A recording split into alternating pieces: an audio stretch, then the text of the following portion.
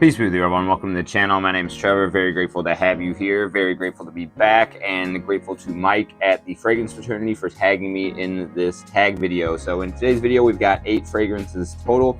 We have 1 designer for each season and 1 niche for each season. Now, I selected these 8 fragrances based upon ones that are currently available in the market that aren't discontinued and are still easy to pick up for the most part. Some of these are a little bit more rare to come by, but are not discontinued.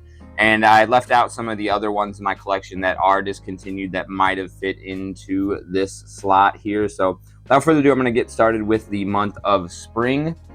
Actually, you know what? Since we're in the winter, we'll just go ahead and start with winter and then work our way up to the autumn.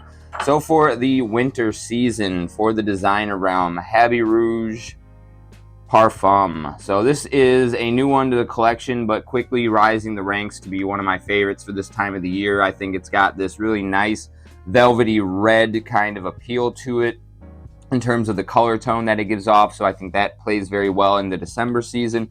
It's got this very dark kind of patchouli based heavy quality with a little bit of a leathery nuance going on that I think plays very well here in the January season, which is where I like to wear some of the most dark fragrances in my collection.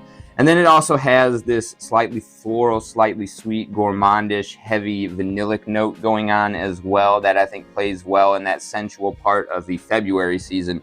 Really outstanding stuff right here. Something that I have absolutely been adoring, reaching for quite a bit here in the winter season. If it hasn't been my scent of the day, it's been what I've been wearing to bed at night because I just really enjoy this new release from Guerlain. And then for my niche selection for the winter season, was lucky to pick this up off of Fragrance Net. I think it came in as like right around $250, which is pretty big discount from full retail.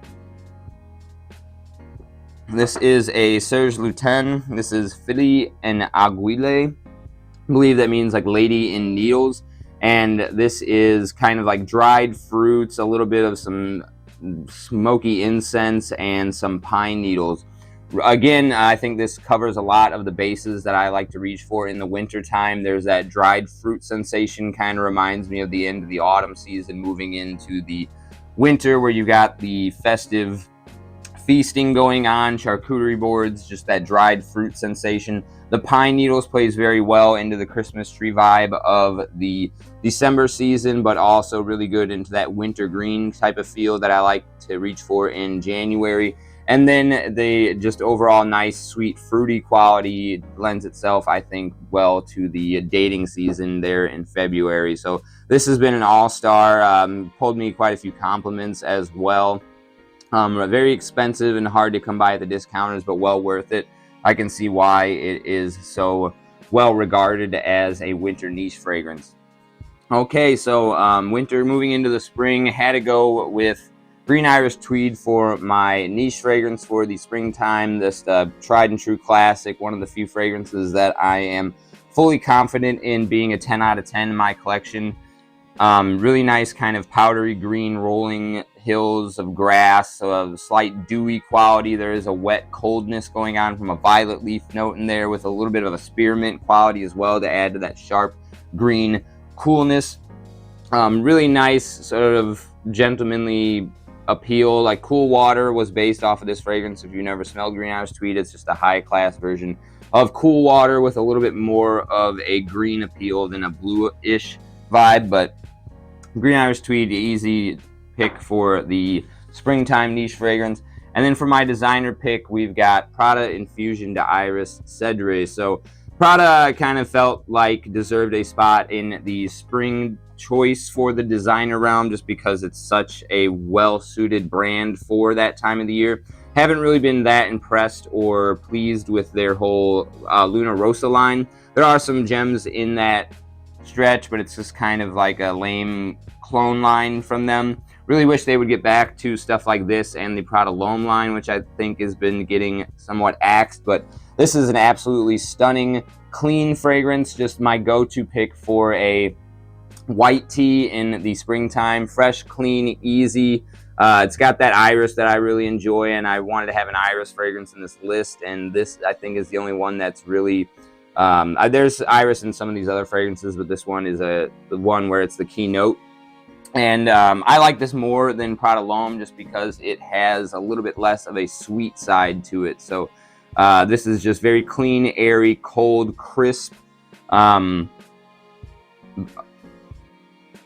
little bit, how do I want to describe it? It has this foamy style texture, like a spongy style texture, like something you would have with like bubbles in a bubble bath almost. Porous, I think is a good descriptor of this one. Nice, porous, clean, cold soap. Absolutely perfect for the springtime. It was very difficult to kind of narrow down a springtime designer, but that was the one that I decided to go with. And then moving into the summer season, this is another one that I picked up here in 2024, so it's new to the collection, but right now my current favorite designer for the summer season, this is Chanel Paris-Edimbourg, and this is cypress, lavender, musk, vanilla. I think those are some of the main notes in here, and the cypress gives it this very almost mentholic, cold, cool green quality. The lavender and musk and vanilla all kind of is a little bit reminiscent of something like a Musk Ravageur or a Pour Homme de Caron, but the cypress makes it a lot more masculine than those fragrances. And then there's a really nice kind of bright, poppy, sparkly citrus that layers over the top of everything that makes it applicable in the summertime, but that cool quality, the almost mentholic, minty combination of the lavender and the cypress also does a good job of being a cooling agent in addition to the sparkly citruses, and it's just super gentlemanly. I like to describe this as a lumberjack in a tuxedo. Very classy fragrance. You get more than 100 mils, and I think it's only like 130 from Chanel, which is pretty good as far as Chanel pricing goes, and a lot of these other designers, even at discounters now, are kind of in that range. So I think getting more than 100 mls is a great deal on that one. For my pick for the summer niche fragrance, this is Mefisto Gentiluomo from Xerjoff, and this is kind of like a combination hybrid of the vintage sticker version of Dolce & Gabbana Pour Homme with Creed Silver Mountain Water. So you get the best of both worlds with this one. You get that really nice kind of, there's no tobacco in here like you have with the Dolce & Gabbana, but you have a very similar structured lavender, in addition to the citruses that are playing in from the Silver Mountain Water aspect of this fragrance. Just all comes together to be a very nice, gentlemanly, clean, crisp, cool, refreshing fougere style fragrance. Definitely a perfect barbershop for the summertime if you're looking for something like that, and something that I've gotten quite a few compliments on as well. So this hits all the marks for me for a summertime niche fragrance. Cool, refreshing, gentlemanly, compliment pulling. And I think you can, if you search around, you can get testers of that one for under 150. So I think that's a great deal. And then finally ending off with the fall season, my favorite season. We'll start with the designer first. This is Bel Ami Vetiver. I actually bought this directly from Hermes for like close to 180, and I don't regret that. However, these were popping up on Joma Shop just this past autumn season. I think testers of this were going for as low as like $59.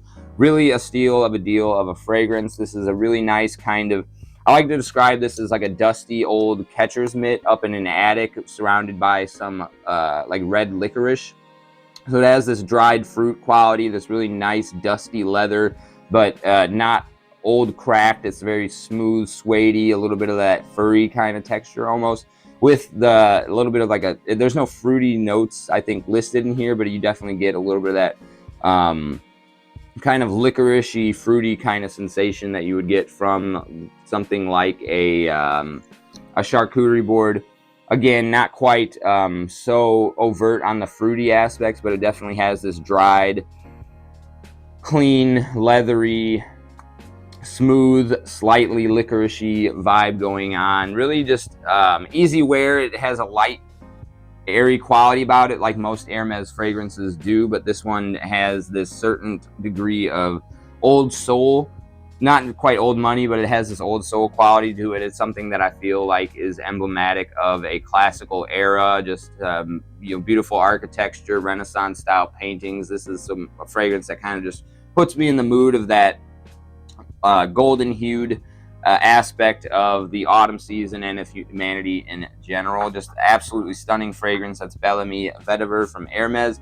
And then my final pick here, this is going to be Spice and Wood from Creed for the autumn season. So you could go with Creed Royal Oud, or I could have gone with Creed Royal Oud. I actually picked this one up for less than what I picked up Royal Oud for. I got this for like $260 from Joma Shop.